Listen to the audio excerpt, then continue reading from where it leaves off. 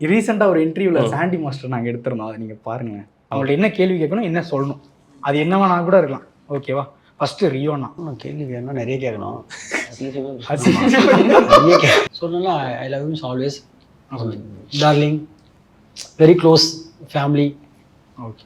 அவர் growth வந்து ரொம்ப ஹாப்பியாக இருக்குது. பிகாஸ் எங்கேருந்து வந்தது எனக்கு தெரியும், அதனால் வந்து எவ்வளோ ஸ்ட்ரகிள் பார்த்தா எனக்கு தெரியும். இப்போ நல்லா சூப்பராக இருக்கார், இஸ் ஹாப்பி.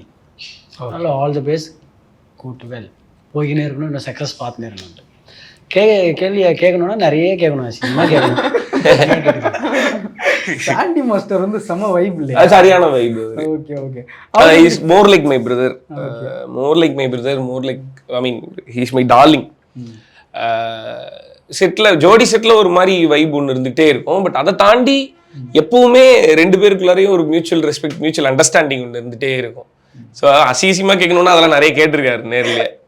இது எதுக்கு இப்படி பண்ண, நீ இப்படி பண்ணாதீங்க டார்லிங், நீங்கள் இப்படி தான் பண்ணியிருக்கணும் அப்படின்னு சொல்லி அந்த அந்த கேர் அண்ட் லவ் எப்பயுமே அவர்கிட்ட இருந்துகிட்டே இருக்கும். அதே மாதிரி நானும் நிறைய அசிங்கமாக கேட்டிருப்பேன், இது எதுக்கு பண்ணீங்க நீங்கள், எதுக்கு இது தேவையில்லாமல் அப்படின்னு சொல்லி. இப்போ ரீசெண்டாக நீங்களும் சாண்டி மாஸ்டரும் ஒரே படத்தில் இருந்திருந்தீங்க. ஆமாம். பட் ஆனால் அது ரொம்ப நாள் கழிச்சு நீங்கள் ரெண்டு பேரும் ஒரே படத்தில் நடிக்கிறது, அது ஒரு கனவாக இருந்திருக்கும் இல்லையா? கண்டிப்பாக. ஆமாம், ரெண்டு பேரும் நிறைய தடவை பேசியிருக்கோம். ரெண்டு பேருக்குமே ஒரு படத்தில் ரெண்டு பேரும் ஒன்றா நடிக்கணும் அப்படின்றது இருக்கு. பட் நிறமார் முறையில் ஒன்றா நடிக்கிறதுக்கான சான்ஸ் இல்லை.